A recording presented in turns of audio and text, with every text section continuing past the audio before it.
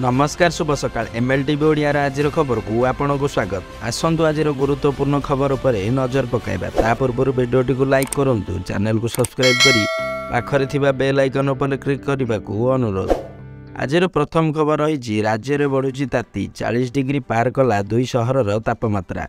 राज्य में वृद्धि पाउछि तापमात्रा, खरारे सिझुछि सारा ओडिशा। असह्य गरम और गुड़गुड़ी लोके अस्तव्यस्त होता बेले झारसुगुड़ा सर्वोच्च दिन तापमात्रा 40.4 डिग्री रेकर्ड करा जाइछि। आंचलिक पाणीपाग विज्ञान केन्द्रर रिपोर्ट अनुसार आज रेकर्ड होइतिबा प्रमुख सर्वोच्च दिन तापमात्रा गुड़िकर अनेक जिला रही। दुईटी सहर तापमात्रा 40 डिग्री पार करिछि।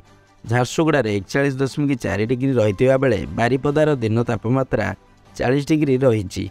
सेहीपरि भुवनेश्वर, चांदबाली, अनुगुल और संबलपुर तापमात्रा 39.7 डिग्री रेकर्ड करा जाइछि। बौद्ध और मालकानगिरी तापमात्रा 39.5 डिग्री सेल्सियस रेकर्ड करा जाइछि। सोनपुर 39.2 और कटक तापमात्रा 39.1 डिग्री रेकर्ड करा जाइछि। सुंदरगढ़ और जगतसिंहपुर तापमात्रा 39 डिग्री रेकर्ड करा जाइछि। परवर्ती खबर रही आम आदमी पार्टी को मिला जातीय मान्यता दल। आम आदमी पार्टी को जातीयता दलर मान्यता मिली। जातीय दल मान्यता प्रदान करिसेंती निर्वाचन कमिशन। अन्य तीन पार्टी को जातीय दल मान्यता प्रत्याहार करा जाइछि। जातीय दल मान्यता प्रत्याहार करा जाइतिबा तीन दल हेले एनसीपी, टीएमसी और सीपीआई। परवर्ती खबर रही खूब शीघ्र पुरी हावड़ा मध्य चलिबो वंदे भारत एक्सप्रेस। खूब शीघ्र ओडिशा रे प्रथम थर पई चलिबो वंदे भारत एक्सप्रेस। पुरी हावड़ा मध्य यह द्रुतगामी एवं अत्याधुनिक ट्रेन चलाचल करिबो। गतकाली पुरी हावड़ा वंदे भारत एक्सप्रेस समय सारणी जारी करा जाइछि। पुरी हावड़ा मध्य 500 किलोमीटर रेल लाइन सप्ताह को 3 थर यह चलाचल करने संभावना अच्छी। 2021 अगस्ट मसरे रेलमंत्री अश्विनी वैष्णव भुवनेश्वर गस्तर आसीथिबा समय पुरी हावड़ा मध्य वंदे भारत एक्सप्रेस चलाचल करने नहीं घोषणा कर सूचना थिला। सूचना अनुसार पुरी हावड़ा यात्रा समय प्राय 5 घंटा 30 मिनिट मध्य रहिबो। पुरी हावड़ा मध्य यह ट्रेन भुवनेश्वर, कटक, खड़गपुर रहणी करिबो। प्रति स्टेशन यह 5 मिनिट रहिबो बोली सूचना दिया जाइछि। परवर्ती खबर रही कोर्टों बड़ राय। बापा माँ ठारू अलगा रहा कहले पत्नी को छाड़पत्र दे पारे स्वामी। कोर्टों बड़ राय। पारिवारिक समस्या को नहीं कोलकाता कोर्ट एक बड़ राय शुणाई। कोर्ट कहते जे जदि पत्नी निज स्वामी को तांको बापा माँ ठारू अलगा रहा चेष्टा करुथिबो तेबे उक्त स्वामी छाड़पत्र पर आवेदन करें। छाड़पत्र पर यह एक बड़ कारण निश्चित। कोर्ट कहते यह एक संवेदनशील प्रसंग। जड़े पुओ को तार माँ बापा ठारू अलगा करने उचित नुहे। पुओ बापा माँ सह मिसिकी रहिबा भारतीय परंपरार एक साधारण कथा। परवर्ती खबर रही नकली सर्टिफिकेट। सीबीआई तदंत पर चिठी लिखिले महाडाकपाल। नकली सर्टिफिकेट जरिया चाकरी मामलार सीबीआई हस्तक्षेप लोड़िला डाक विभाग।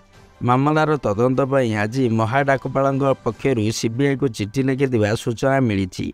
बलांगीर, संबलपुर, कलाहांडी समेत अनेक जिले में मालमाल नकली सर्टिफिकेट मामला सामना को आसी, जार चेर लंबी ओडिशारू अन्य राज्यगुड़ी। ओडिया समेत विभिन्न विषय 95% अधिक मार्क रखी विभिन्न स्थान में किए पोस्टमास्टर तो कि आसिस्टांट पोस्टमास्टर बनी।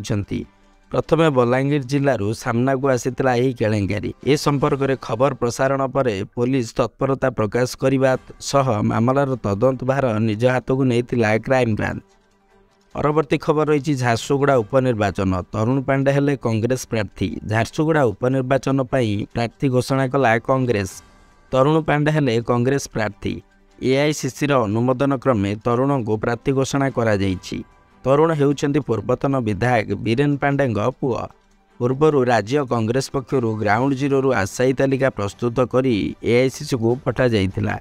19 साधारण निर्वाचन पर बरगढ़ सांसदीय क्षेत्र में 3 उपनिर्वाचन सरी। विजयपुर, ब्रजराजनगर और पद्मपुर पर उपनिर्वाचन होता बेले एवं नवदास हत्याकांड पर झारसुगुड़ा पाली पड़ी। एभली परिस्थिति कामदेव की अनुकंपा ना आईन श्रृंखला मुद्दा सपक्ष जी भोटर तापर समस्त नजर रही।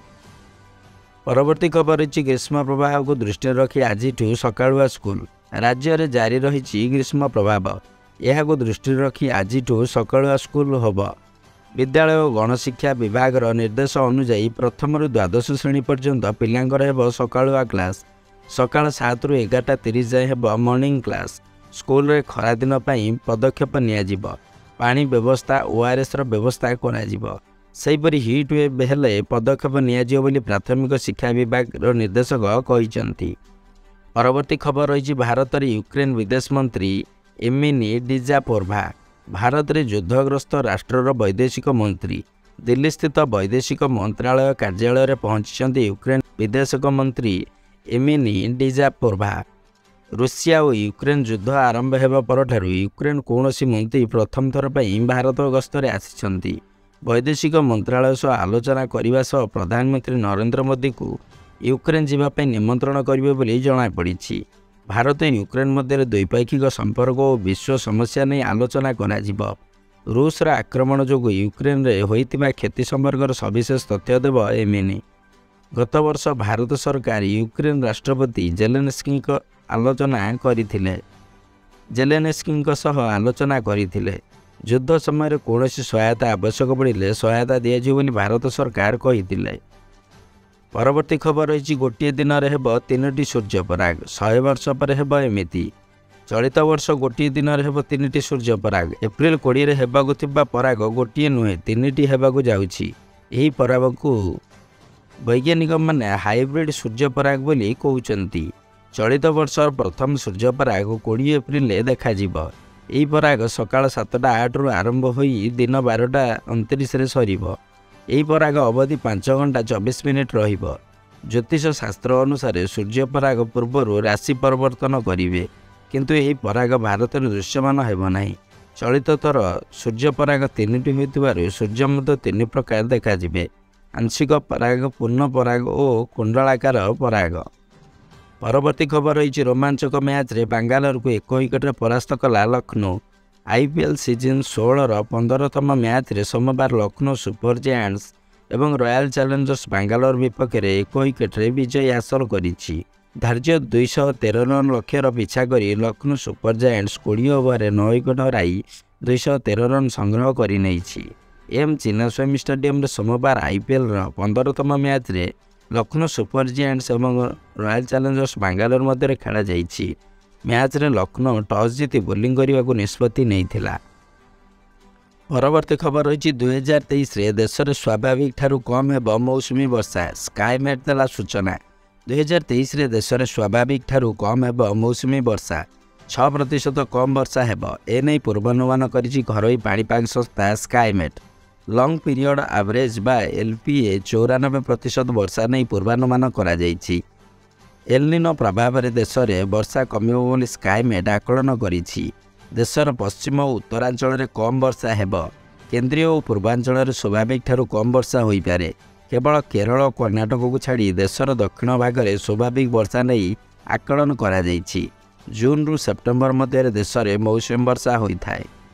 ନମସ୍କାର, ଆଜି ସକାଳର ଖବରକୁ ଆମେ ଏଇଠି ସମାପ୍ତ କରୁଛୁ। ଯଦି ଏହିଭଳି ଖବର ଆପଣ ପ୍ରତିଦିନ ଦେଖିବାକୁ କିମ୍ବା ଶୁଣିବାକୁ ଚାହାନ୍ତି, ତାହେଲେ ଆମର ଏହି ଚ୍ୟାନେଲକୁ ଲାଇକ୍, ସେୟାର, ସବସ୍କ୍ରାଇବ୍ କରିବା ସହିତ ପାଖରେ ଥିବା ନୋଟିଫିକେସନ୍ ବେଲ୍ ଆଇକନ୍କୁ ଦବାଇ ଦିଅନ୍ତୁ, ଯାହାଦ୍ୱାରା କି ପ୍ରତିଟି ଅପଡେଟ୍ ଆପଣ ପ୍ରଥମେ ପାଇପାରିବେ। ଜୟ ଜଗନ୍ନାଥ।